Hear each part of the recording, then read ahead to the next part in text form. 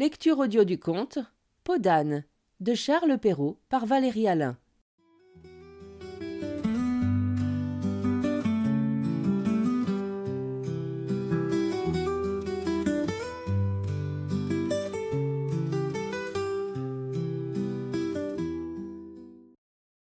Il était une fois un roi si grand, si aimé de ses peuples, si respecté de tous ses voisins et de ses alliés, qu'on pouvait dire qu'il était le plus heureux de tous les monarques. Son bonheur était encore confirmé par le choix qu'il avait fait d'une princesse aussi belle que vertueuse. Et les heureux époux vivaient dans une union parfaite. De leur mariage était née une fille, douée de tant de grâce et de charme, qu'ils ne regrettaient pas de n'avoir pas une plus grande lignée. La magnificence, le goût et l'abondance régnaient dans son palais. Les ministres étaient sages et habiles, les courtisans vertueux et attachés, les domestiques fidèles et laborieux, les écuries vastes et remplies des plus beaux chevaux du monde, couverts de riches caparaçons. Mais ce qui étonnait les étrangers qui venaient admirer ces belles écuries, c'est qu'au lieu le plus apparent, un maître âne étalait de longues et grandes oreilles. Ce n'était pas par fantaisie, mais avec raison, que le roi lui avait donné une place particulière et distinguée.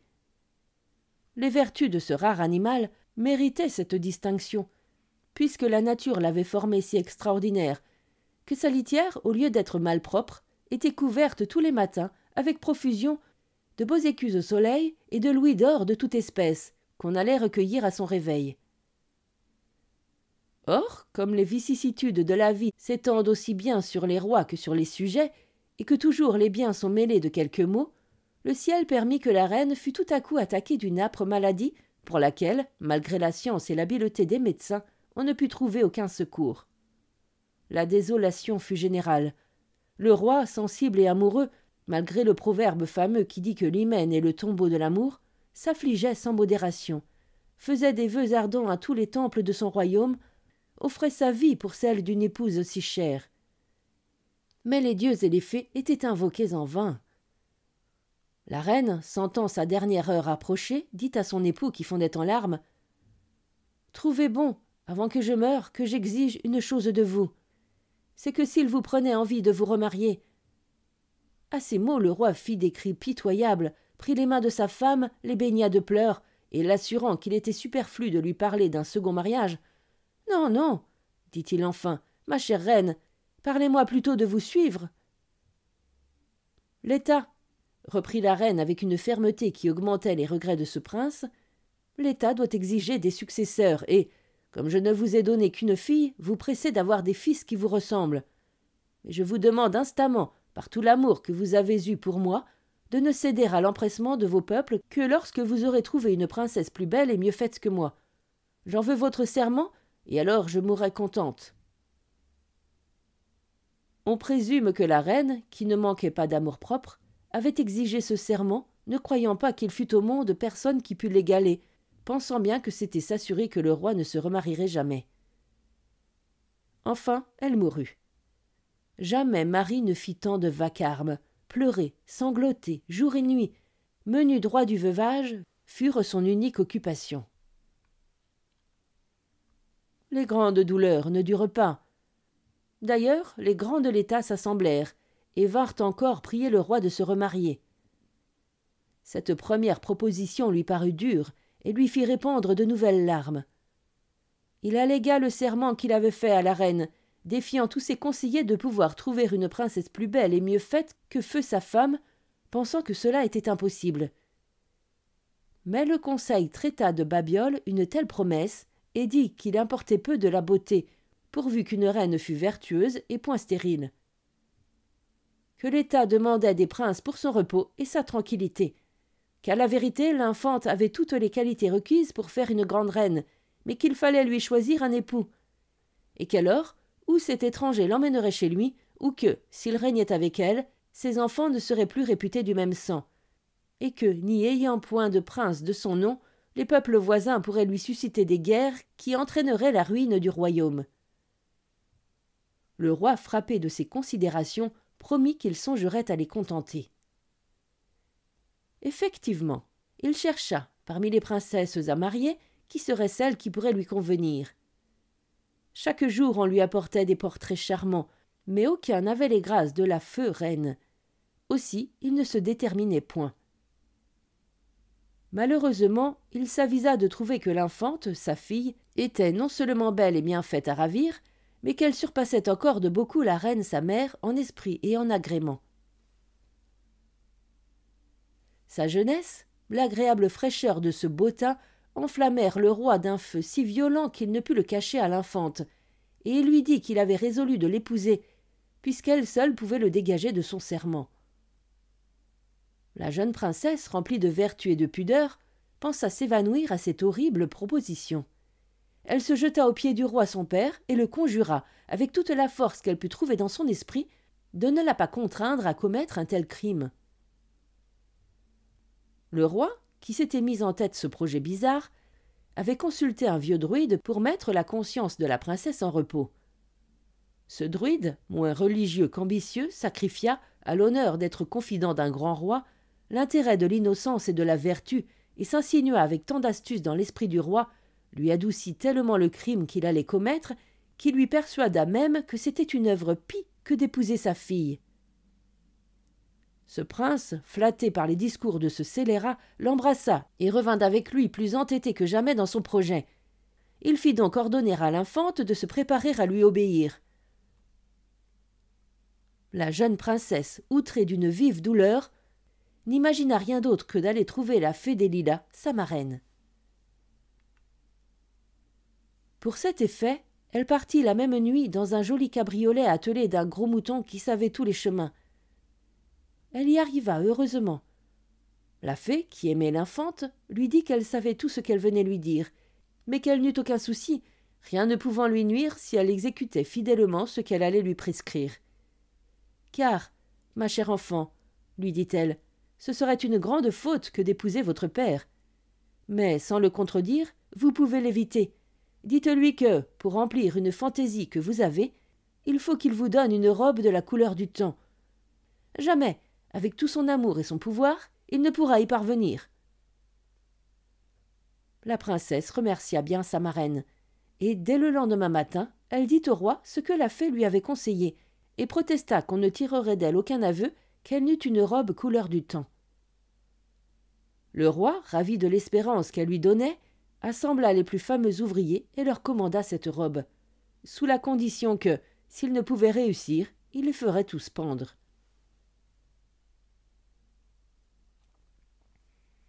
Il n'eut pas le chagrin d'en venir à cette extrémité. Dès le second jour, ils apportèrent la robe désirée. L'empyrée n'est pas d'un plus beau bleu lorsqu'il est ceint de nuages d'or que cette belle robe lorsqu'elle fut étalée.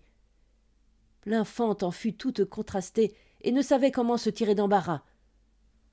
Le roi pressait la conclusion. Il fallut recourir encore à la marraine, qui, étonnée de ce que son secret n'avait pas réussi, lui dit d'essayer d'en demander une de la couleur de la lune. Le roi, qui ne pouvait lui rien refuser, envoya chercher les plus habiles ouvriers et leur commanda si expressément une robe couleur de la lune, qu'entre ordonner et apporter, il n'y eut pas 24 heures. L'infante, plus charmée de cette superbe robe que des soins du roi son père, s'affligea immodérément lorsqu'elle fut avec ses femmes et sa nourrice.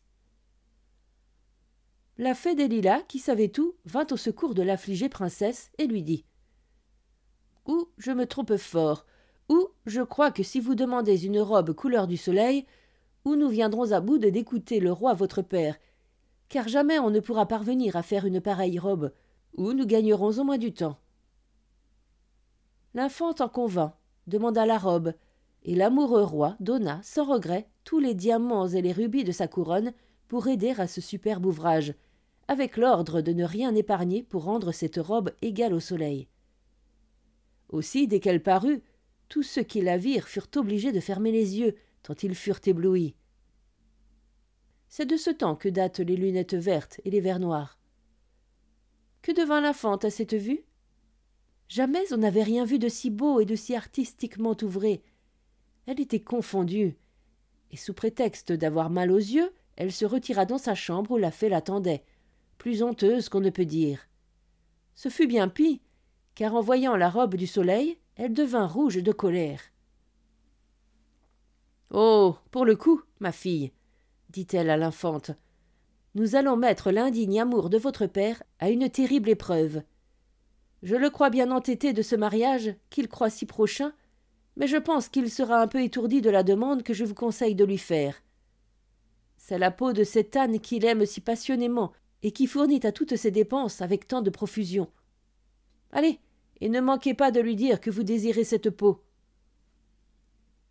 L'infante, ravie de trouver encore un moyen d'éluder un mariage qu'elle détestait, et qui pensait en même temps que son père ne pourrait jamais se résoudre à sacrifier son âne, vint le trouver et lui exposa son désir pour la peau de ce bel animal. Quoique le roi fût étonné de cette fantaisie, il ne balança pas à la satisfaire. Le pauvre âne fut sacrifié, et la peau galamment apportée à l'infante, qui, ne voyant plus aucun moyen d'éluder son malheur, s'allait désespérée lorsque sa marraine accourut. « Que faites-vous, ma fille » dit-elle, voyant la princesse déchirant ses cheveux et meurtrissant ses belles joues. « Voici le moment le plus heureux de votre vie. Enveloppez-vous de cette peau, sortez de ce palais, et allez tant que la terre pourra vous porter. Lorsqu'on sacrifie tout à la vertu, les dieux savent en récompenser. Allez, j'aurai soin que votre toilette vous suive partout. En quelque lieu que vous vous arrêtiez, votre cassette, où seront vos habits et vos bijoux, suivra vos pas sous terre. Et voici ma baguette que je vous donne. En frappant la terre, quand vous aurez besoin de cette cassette, elle paraîtra à vos yeux. Mais hâtez-vous de partir, et ne tardez pas. » L'infante embrassa 1000 fois sa marraine, la pria de ne pas l'abandonner, s'affubla de cette vilaine peau après s'être barbouillée de suie de cheminée, et sortit de ce riche palais sans être reconnue de personne. L'absence de l'infante causa une grande rumeur. Le roi, au désespoir, qui avait fait préparer une fête magnifique, était inconsolable. Il fit partir plus de 100 gendarmes et plus de 1000 mousquetaires pour aller à la quête de sa fille. Mais la fée qui la protégeait la rendait invisible aux plus habiles recherches. Ainsi, il fallut s'en consoler. Pendant ce temps, l'infante cheminait. Elle alla bien loin, encore plus loin, et cherchait partout une place. Mais quoique par charité on lui donnât à manger, on la trouvait si crasseuse que personne n'en voulait. Cependant, elle entra dans une belle ville, à la porte de laquelle était une métairie, dont la fermière avait besoin d'un souillon pour laver les torchons, nettoyer les dindons et l'auge des cochons. Cette femme, voyant cette voyageuse si malpropre, lui proposa d'entrer chez elle. Ce que l'infante accepta de grand cœur, tant elle était lasse d'avoir tant marché. On la mit dans un coin reculé de la cuisine, où elle fut, les premiers jours, en butte aux plaisanteries grossières de la valetaille, tant sa peau d'âne la rendait sale et dégoûtante. Enfin, on s'y accoutuma. D'ailleurs, elle était si soigneuse de remplir ses devoirs que la fermière la prit sous sa protection. Elle conduisait les moutons, les faisait parquer au temps où il le fallait. Elle menait les dindons paître avec une telle intelligence qu'il semblait qu'elle n'eût jamais fait autre chose. Aussi tout fructifiait sous ses belles mains. Un jour qu'assise près d'une claire fontaine, où elle déplorait souvent sa triste condition, elle s'avisa de s'y mirer. L'effroyable peau d'âne qui faisait sa coiffure et son habillement l'épouvanta. Honteuse de cet ajustement, elle se décrassa le visage et les mains qui devinrent plus blanches que l'ivoire, et son beau teint reprit sa fraîcheur naturelle. La joie de se trouver si belle lui donna envie de se baigner, ce qu'elle exécuta. Mais il lui fallut remettre son indigne peau pour retourner à la métairie. Heureusement, le lendemain était un jour de fête. Ainsi elle eut le loisir de tirer sa cassette, d'arranger sa toilette, de poudrer ses beaux cheveux et de mettre sa belle robe couleur du temps. Sa chambre était si petite que la queue de cette belle robe ne pouvait pas s'étendre. La belle princesse se mira et s'admira elle-même avec raison, si bien qu'elle résolut, pour se désennuyer, de mettre tour à tour ses belles robes, les fêtes et les dimanches, ce qu'elle exécuta ponctuellement. Elle mêlait des fleurs et des diamants dans ses beaux cheveux avec un art admirable, et souvent elle soupirait de n'avoir pour témoin de sa beauté que ses moutons et ses dindons, qui l'aimaient autant avec son horrible peau d'âne, dont on lui avait donné le nom dans cette ferme. Un jour de fête, que peau d'âne avait mis la robe couleur du soleil, le fils du roi, à qui cette ferme appartenait, vint y descendre pour se reposer en revenant de la chasse. Le prince était jeune, beau et admirablement bien fait, l'amour de son père et de la reine sa mère, adoré des peuples. On offrit à ce jeune prince une collation champêtre qu'il accepta. Puis il se mit à parcourir les basses-cours et tous les recoins. En courant ainsi de lieu en lieu, il entra dans une sombre allée, au bout de laquelle il vit une porte fermée. La curiosité lui fit mettre l'œil à la serrure. Mais que devint-il en apercevant la princesse si belle et si richement vêtue qu'à son air noble et modeste, il la prit pour une divinité. L'impétuosité du sentiment qu'il éprouva dans ce moment l'aurait porté à enfoncer la porte, sans le respect que lui inspira cette ravissante personne. Il sortit avec peine de cette allée sombre et obscure, mais ce fut pour s'informer qui était la personne qui demeurait dans cette petite chambre. On lui répondit que c'était une souillon, qu'on nommait Podane, à cause de la peau dont elle s'habillait, et qu'elle était si sale et si crasseuse que personne ne la regardait ni lui parlait, et qu'on ne l'avait prise que par pitié pour garder les moutons et les dindons. Le prince, peu satisfait de cet éclaircissement, vit bien que ces gens grossiers n'en savaient pas davantage et qu'il était inutile de les questionner. Il revint au palais du roi son père, plus amoureux qu'on ne peut dire, ayant continuellement devant les yeux la belle image de cette divinité qu'il avait vue par le trou de la serrure. Il se repentit de n'avoir pas heurté la porte et se promit bien de ne pas y manquer une autre fois. Mais l'agitation de son sang, causée par l'ardeur de son amour, lui donna, dans la même nuit, une fièvre si terrible que bientôt il fut réduit à l'extrémité. La reine, sa mère, qui n'avait que lui d'enfant, se désespérait de ce que tous les remèdes étaient inutiles. Elle promettait en vain les plus grandes récompenses aux médecins. Ils y employèrent tout leur art, mais rien ne guérissait le prince. Enfin, ils devinèrent qu'un mortel chagrin causait tout ce ravage.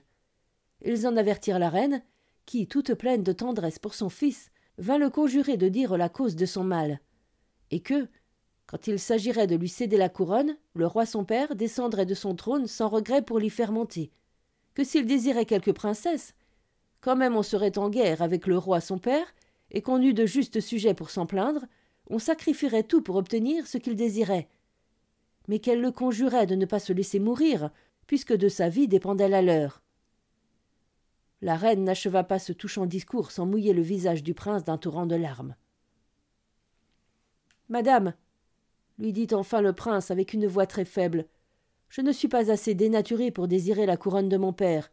Plaise au ciel qu'il vive de longues années, et qu'il veuille bien que je sois longtemps le plus fidèle et le plus respectueux de ses sujets. Quant aux princesses que vous m'offrez, je n'ai point encore pensé à me marier, et vous pensez bien que, soumis comme je le suis à vos volontés, je vous obéirai toujours, quoi qu'il m'en coûte. »« Ah, mon fils, reprit la reine, rien ne me coûtera pour te sauver la vie. Mais, mon cher fils, sauve la mienne et celle du roi ton père en me déclarant ce que tu désires, et sois bien assuré qu'il te sera accordé. »« Eh bien, madame, dit-il, puisqu'il faut vous déclarer ma pensée, je vais vous obéir. Je me ferais un crime de mettre en danger deux êtres qui me sont si chers. Oui, ma mère, je désire que Podane me fasse un gâteau, et que dès qu'il sera fait, on me l'apporte. » La reine, étonnée de ce nom bizarre, demanda qui était cette Podane. « C'est madame, reprit un de ses officiers qui par hasard avait vu cette fille, c'est la plus vilaine bête après le loup. Une peau noire, une crasseuse, qui loge dans votre métairie et qui garde vos dindons. »« Qu'importe, dit la reine, mon fils, au retour de la chasse, a peut-être mangé de sa pâtisserie. C'est une fantaisie de malade. En un mot, je veux que Podane, puisque Podane il y a, lui fasse promptement un gâteau. » On courut à la métairie et l'on fit venir Podane pour lui ordonner de faire de son mieux un gâteau pour le prince. Quelques auteurs ont assuré que Podane, au moment que le prince avait mis l'œil à la serrure, les siens l'avaient aperçue, et puis que, regardant par sa petite fenêtre, elle avait vu ce prince si jeune, si beau et si bien fait, que l'idée lui en était restée, et que souvent ce souvenir lui avait coûté quelques soupirs. Quoi qu'il en soit, Podane l'ayant vu, ou en ayant beaucoup entendu parler avec éloge, ravi de pouvoir trouver un moyen d'être connu, s'enferma dans sa chambre, jeta sa vilaine peau, se décrassa le visage et les mains, se coiffa de ses blonds cheveux, mit un beau corset d'argent brillant, un jupon pareil, et se mit à faire le gâteau tant désiré. Elle prit de la plus pure farine, des œufs et du beurre bien frais. En travaillant, soit de dessin ou autrement, une bague qu'elle avait au doigt tomba dans la pâte, s'y mêla, et dès que le gâteau fut cuit, s'affublant de son horrible peau, elle donna le gâteau à l'officier, à qui elle demanda des nouvelles du prince. Mais cet homme, ne daignant pas lui répondre, courut chez le prince lui apporter ce gâteau. Le prince le prit avidement des mains de cet homme, et le mangea avec une telle vivacité que les médecins qui étaient présents ne manquèrent pas de dire que cette fureur n'était pas un bon signe. Effectivement, le prince pensa s'étrangler par la bague qu'il trouva dans un des morceaux du gâteau. Mais il la tira adroitement de sa bouche, et de son ardeur à dévorer ce gâteau se ralentit. En examinant cette fine émeraude, montée sur un jonc d'or, dont le cercle était si étroit qu'il jugea ne pouvoir servir qu'au plus joli doigt du monde. Il baisa 1000 fois cette bague, la mit sous son chevet et l'en tirait à tout moment, quand il croyait n'être vu de personne. Le tourment qu'il se donna pour imaginer comment il pourrait voir celle à qui cette bague pouvait aller, et n'osant croire, s'il demandait peau d'âne, qui avait fait ce gâteau qu'il avait demandé, qu'on lui accordât de la faire venir, n'osant non plus dire ce qu'il avait vu par le trou de cette serrure, de crainte qu'on se moquât de lui, et qu'on le prit pour un visionnaire. Toutes ces idées le tourmentant à la fois, la fièvre le reprit fortement. Et les médecins, ne sachant plus que faire, déclarèrent à la reine que le prince était malade d'amour. La reine accourut chez son fils, avec le roi, qui se désolait. « Mon fils, mon cher fils !» s'écria le monarque affligé. « Nomme-nous celle que tu veux. Nous jurons que nous te la donnerons, fût-elle la plus vile des esclaves. » La reine, en l'embrassant, lui confirma le serment du roi. Le prince, attendri par les larmes et les caresses des auteurs de ces jours, « Mon père et ma mère, leur dit-il, je n'ai point dessein de faire une alliance qui vous déplaise, et pour preuve de cette vérité, dit-il en tirant l'émeraude de dessous son chevet, c'est que j'épouserai la personne à qui cette bague ira, telle qu'elle soit. Et il n'y a pas apparence que celle qui aura ce joli doigt soit une rustaude ou une paysanne. » Le roi et la reine prirent la bague, l'examinèrent curieusement, et jugèrent, ainsi que le prince, que cette bague ne pouvait aller qu'à quelque fille de bonne maison. Alors le roi, ayant embrassé son fils en le conjurant de guérir, sortit, fit donner les tambours, les fifres et les trompettes par toute la ville, et crier par ses héros que l'on n'avait qu'à venir au palais et scier une bague, et que celle à qui elle irait, et que celle à qui elle irait juste, épouserait l'héritier du trône. Les princesses d'abord arrivèrent, puis les duchesses, les marquises et les baronnes, mais elles eurent beau s'amenuiser les doigts, aucune ne put mettre la bague. Il en fallut venir aux grisettes, qui, toutes jolies qu'elles étaient, avaient toutes les doigts trop gros. Le prince, qui se portait mieux, faisait lui-même l'essai. Enfin, on en vint aux filles de chambre. Elles ne réussirent pas mieux. Il n'y avait plus personne qui n'eût essayé cette bague sans succès, lorsque le prince demanda les cuisinières, les marmitonnes, les gardeuses de moutons. On amena tout cela, mais leurs gros doigts rouges et courts ne purent seulement aller par-delà l'ongle. « A-t-on fait venir cette peau d'âne qui m'a fait un gâteau ces derniers jours ?» dit le prince. Chacun se prit à rire et lui dit que non, tant elle était sale et crasseuse.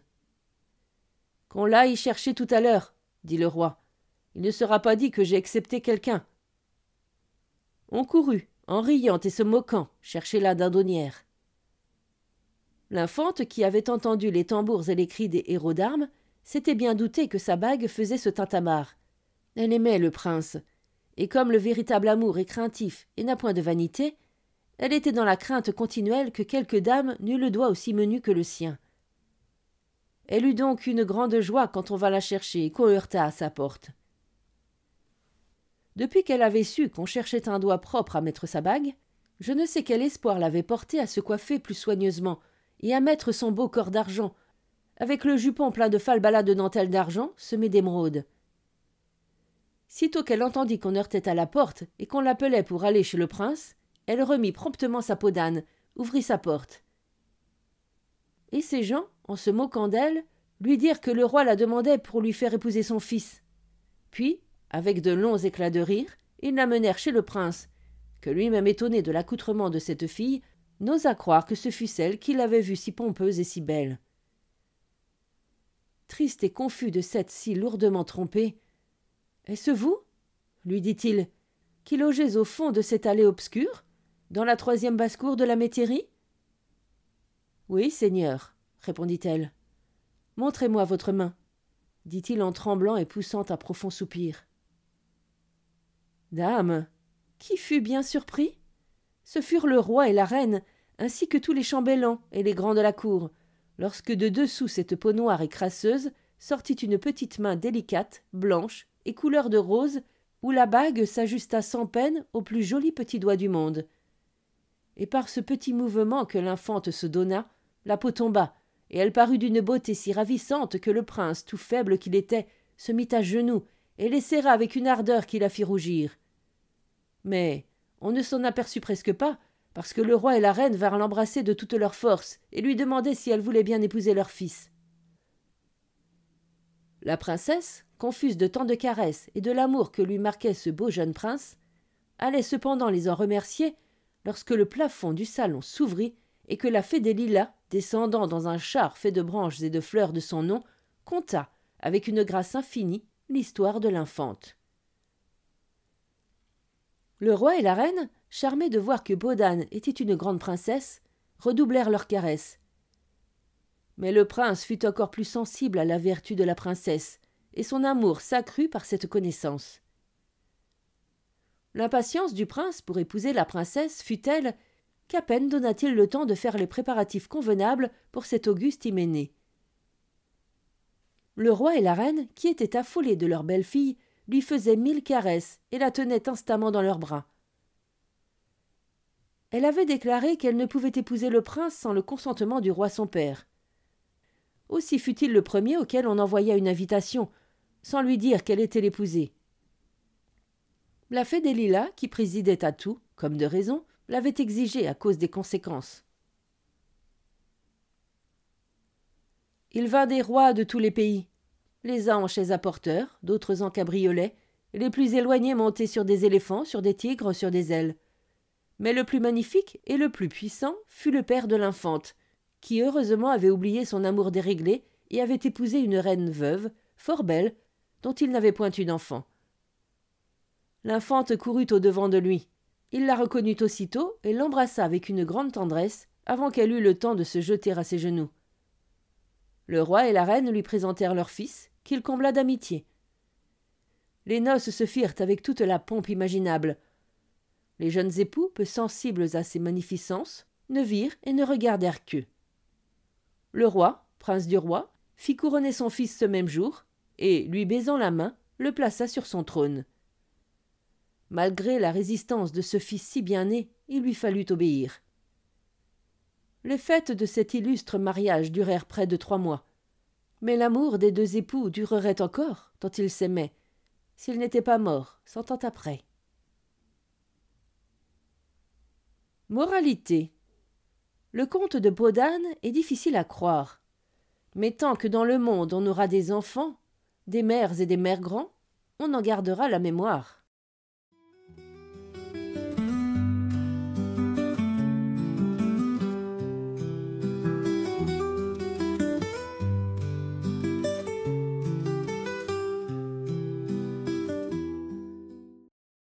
Fin de la lecture du conte Podane. Merci de votre écoute. Je vous rends vos oreilles.